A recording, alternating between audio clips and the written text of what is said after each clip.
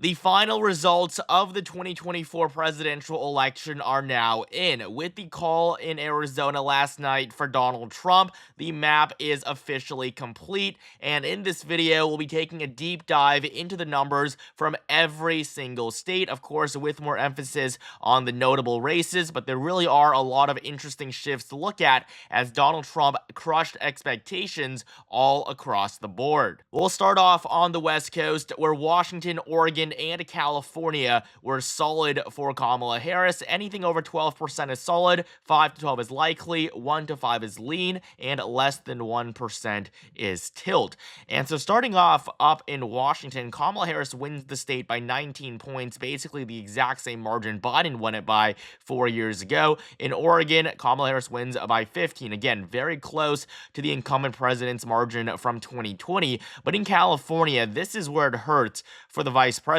Kamala Harris wins her home state by just 19%. She is literally from California. She served as California Attorney General, as well as being a U.S. Senator from the state for 4 years before becoming a vice president in 2021. Joe Biden, for reference, won California by 29.2%. 4 years later, Kamala Harris at the top of the ticket. She wins her home state by 10 points less. So California is still a solid blue. It's still over a 12-point margin, but it's nowhere near where it was 4 years ago. Next up in Nevada, we have a major flip for Donald Trump. This is the first of 7 swing states, and Donald Trump becomes the first Republican to win the silver state in 20 years. Nevada hasn't voted red since 2004 and the re-election of George W. Bush. It went to Obama by a whopping 12.5% margin in 2008. Now, in 2012, that margin dropped down to 6.7, and then it was 2.4 in the last 2 cycles. So Nevada has been shifting right for quite a while now. They elected a Republican governor in 2022, so it's not the biggest surprise in the world that Trump was able to flip Nevada, but it is still a notable accomplishment as Trump wins by his largest margin yet. He is also winning the popular vote. He's probably going to win a majority. He's currently at 50.5%, ahead of Harris by 2.5 points. This is larger than Hillary Clinton's popular vote margin from 2016. In Nevada specifically, Trump is on track to win by 4 points, so the state is going to be lean in favor of the GOP, but it's right under a 5-point margin. I, of course, correctly called this state for the former president, but still, Trump did do slightly better than I expected. Even in Clark County, this is where Democrats get an overwhelming majority of their support. Kamala Harris is at just 51%. Joe Biden won this county by nearly 10 4 years ago. And so Nevada, it's going to be the first flip on the map. It is going to be lean Republican. Meanwhile, in Arizona, this was the last state to be called, and Donald Trump is on track to win by nearly 7 points. His performance in Arizona has been absolutely incredible. I mean, he is literally going to win Maricopa County. This is where Phoenix is located. This should be one of the most Democrat areas in the state, but Donald Trump is somehow winning there. Now, of course, Kari Lake has lost her race for U.S. Senate. She was the wrong choice. Literally anybody else could have won. Your friend probably could have won if they were made the nominee in Arizona for Senate. Literally your random friend that knows nothing about politics would have done better than Kari Lake. But Donald Trump right now, he is on track to crush Kamala Harris in a state that Joe Biden won in the last election. Arizona was blue in 2020. Go back to 2016. Trump wins Arizona by 3.5. So Trump today, in a state that is supposedly shifting left, he has performed better in Arizona in 2024 than he did originally against Hillary Clinton. And so the state is not going to be lean red. It is actually going to be likely Republican, despite being seen as one of the top 7 battlegrounds. Results in Colorado, though, they're pretty similar to what they were in 2020. Kamala Harris wins the state by 11 points. Joe Biden carried it by nearly 14, so still a drop-off, but not as significant as in many other places on the map. And in New Mexico, Kamala Harris wins by just over 5 points. This was a pretty significant decrease in support for Democrats. Democrats as Hispanic voters continue to shift more and more in favor of Trump and the Republicans. Kamala Harris is on track to win New Mexico by 6 points, right above the 5-point threshold for a state to be solid. So both Colorado and New Mexico will be likely for Kamala Harris. And then in Texas, Donald Trump did surprisingly well here. He was on track to win by around 8 to 10 points in the polls. I personally had it at around a double-digit margin. Obviously, he was going to do well. I did say it was going to be his largest margin yet. He's going to outperform his 9-point margin of victory from back in 2016. That was exactly what he did, but he actually did even more. Donald Trump is on track to win the Lone Star State by 14%, the largest margin since Mitt Romney in 2012. It's basically rivaling that margin, but Trump is going to win Texas by 14 points. I mean, he won Fort Worth by 5 points in 2020. Joe Biden won this county. In Collin County, where Dallas is located, Kamala Harris barely won. I mean, a 12-point margin in one of the biggest cities in the entire country. I mean, that is absolutely abysmal. Kamala Harris has put Democrats decades behind now in Texas. This is a state that's supposed to be shifting left. That is clearly no longer the case. Donald Trump outperformed his 2020 margin by 9 points when he won the state by just 5. And so Texas is going to be solid red for the first time in 12 years. Up here in the middle of the country, these states out west in the Great Plains, Donald Trump is going to win every single one of them by solid margins. Utah, Wyoming, Idaho, Montana, North and South Dakota, all of Nebraska except its 2nd district, as well as Kansas and Oklahoma, all Trump country here. Now in the 2nd district, Kamala Harris is on track to win by just 4 points, a drop from 7 4 years ago, even though the district lines were changed and made to be more liberal than they were in the past, the 2nd district. So Kamala Harris once again disappoints. In Alaska, Trump is on track to win by 16, and in Hawaii, Kamala Harris is on track to win by 24. So Alaska will be solid red, Hawaii solid blue, and the 2nd district of Nebraska lean for the Democrats. We're going to come up to the Midwest now. This was the region Kamala Harris needed to dominate in if she wanted to win the election. I mean, I said she needed Minnesota, Wisconsin, Illinois, Michigan, and Pennsylvania. She needed to win all 4 of them to get the 270 electoral votes, and she could not have been more disappointing. I mean, her performance here was just abysmal. Democrats right now in the Midwest are in the worst position they have been in since the 1980s. I mean, Kamala Harris did so much worse than even Hillary Clinton. I mean, there are a lot of people, myself included, that did believe that Harris would at least outperform the former Secretary of State, but clearly that didn't happen. I mean, just look at Minnesota. This is literally Governor Tim Walz's home state, and Kamala Harris wins it by just 4 points. I mean, this is absolutely disappointing for the Democrats. It's the state with the longest streak of voting for the Democrats in presidential elections. I mean, no Republican has won Minnesota in 52 years. The last time it went red was 1972, and still, Kamala Harris wins the state by just 4 points, even though she gets the boost with Tim Walz being on the ticket with her. This is just yet another example of Kamala Harris doing poorly in states that she should easily be winning. And so Minnesota is only going to be lean for Harris on the map. Next up in Iowa, I mean, this was a state Trump was expected to lose, at least based on the quote-unquote most accurate poll in the state, the one conducted by the Des Moines Register and Ann Seltzer. The poll ended up being 16 points wrong. They had Kamala Harris winning by 3. Ultimately, Trump wins Iowa by 16 points. It could not have been better for the former president. This is Trump's largest margin in Iowa yet, after winning it by 9 points in 2016 and by 8 in 2020. So Iowa has now moved firmly into the solid Republican camp. Meanwhile, in Wisconsin, we have the only tilt state on the map. This is the only state that will be decided by less than 1%.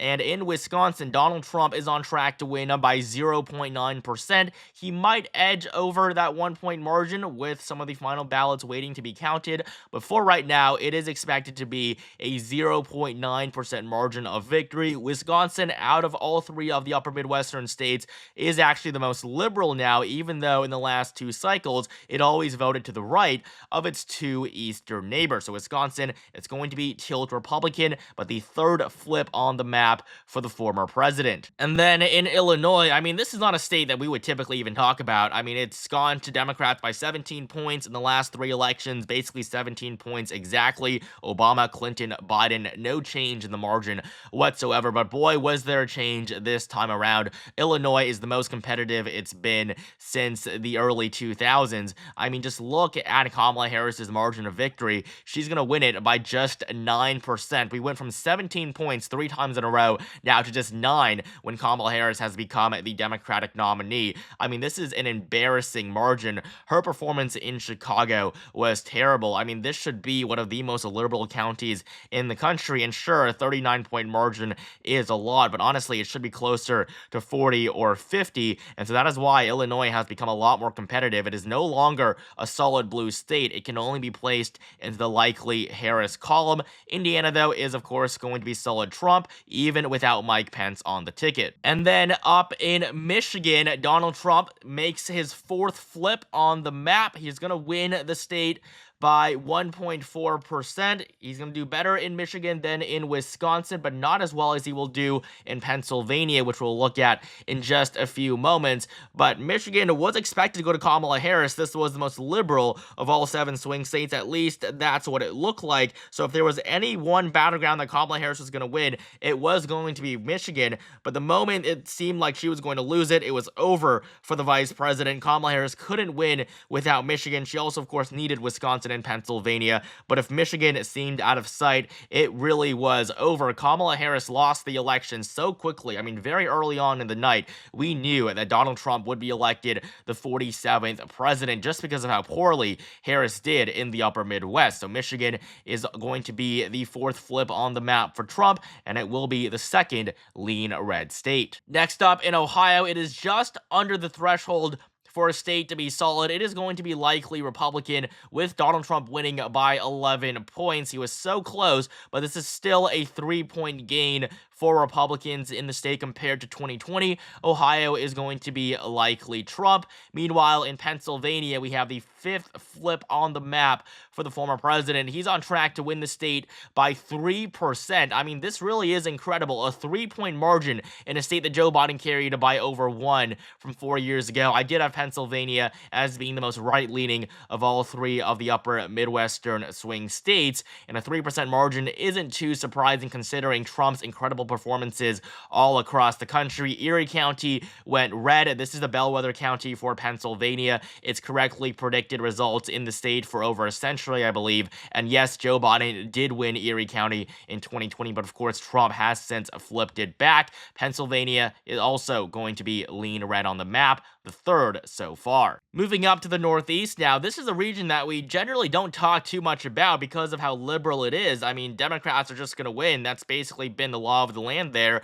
But now we actually do have a significant shift. The Northeast has finally become competitive. Now, there are still quite a few states where Kamala Harris was able to win by 12 points or more. Vermont, Massachusetts, Connecticut, Rhode Island, as well as Joe Biden's home state of Delaware, Maryland, and the District of Columbia, just to get them out of the way. And so we'll start off in New York, a state where Kamala Harris is on track to win by less than 12 points. If you look at the actual margin, it is right under 12 points. So the Empire State will be likely blue. This is the worst margin for any Democrat going back to 1988. I mean, Kamala Harris's performances have been record-breaking in terms of just how bad they've been for Democrats. I mean, every single Democrat since 1992 has won New York by a solid margin. Kamala Harris also did terribly in New Jersey, a state where Democrats win by at least 15 points every single time. Hillary Clinton did bad. She won by 14, but not nearly as bad as Kamala Harris,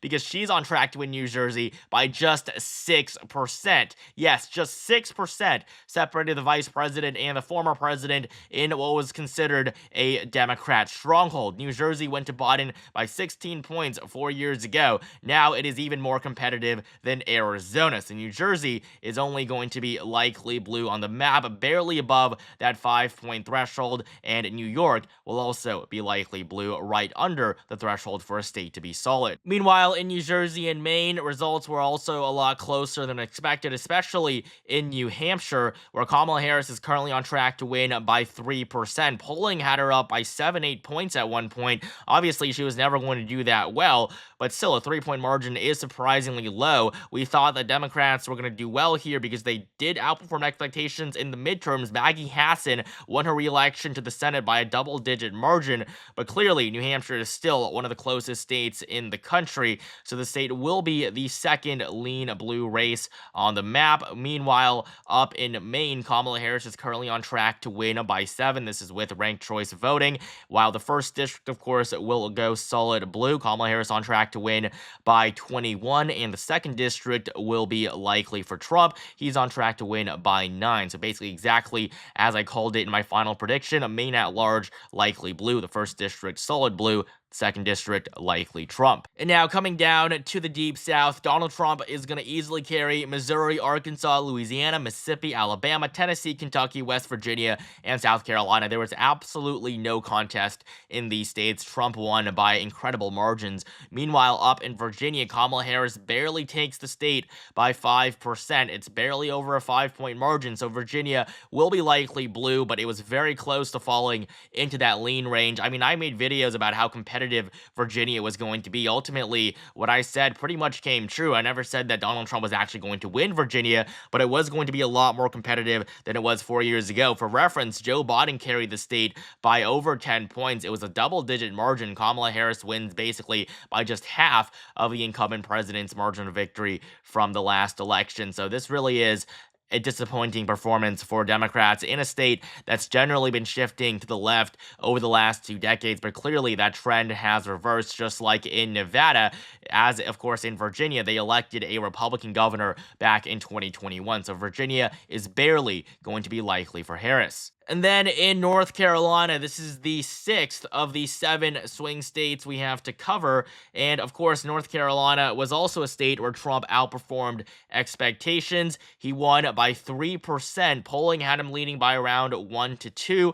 Ultimately, I had him winning by around 1-2 as well, but a 3-point margin. He definitely outperformed expectations here, especially with Mark Robinson losing the race for governor by a solid margin. The split ticketing here really was incredible. Josh Stein did so much better than Kamala Harris, and so that kind of did worry me. I did think that because of how blue the governor's race was going to be, the presidential election would also be a little bit closer, but it seems that it hasn't really affected Trump all that much. He won basically by his 2016 margin when he defeated Hillary Clinton by 3.7%. He did much better than 2020 when he won by just 1.3. So North Carolina also takes a huge step to the right. It'll be the 4th lean red state on the map. And of course, we also do have a 5th, exactly as I predicted it. Georgia is lean Republican. Donald Trump wins by 2%. It's actually surprising, though, that Georgia is voting to the left of both Nevada, North Carolina, and Pennsylvania, as this state historically has had a very long streak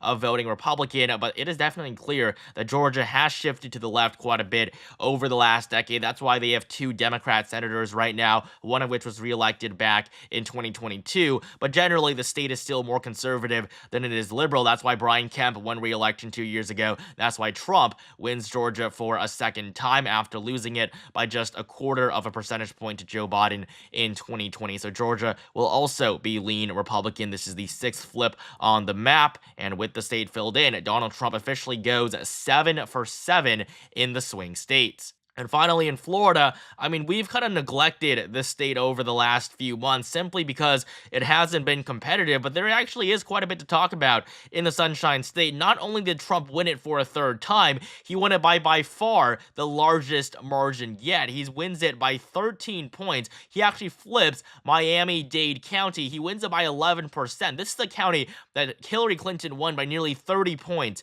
back in 2016. I mean, the change here has been absolutely incredible. incredible. Florida was not always this red. At one point, it favored Democrats more than Republicans. I mean, just look at the shift from 2016. Trump wins it by 1.2%. It was a flip. It was a surprise. Nobody thought Trump would actually win Florida. In 2020, Trump wins it by 3 times that margin, even though, once again, people thought Joe Biden was going to flip Florida back. And now in 2024, people did admit that he was going to win the state for a third time, but nobody thought he would actually win by a 13-point margin. I mean, this is much larger than expected. I did have Trump winning by around 10 points, but 13, he definitely did outperform even my expectations. So Florida is going to be solid red. Iowa, Texas, Florida, all 3 states were likely 4 years ago. Florida was even lean, but now they have all moved into the solid category. And so this is the final 2024 electoral map. Trump at 312, Kamala Harris at 226. You can see the map here with margins. This is something the mainstream media will not provide you,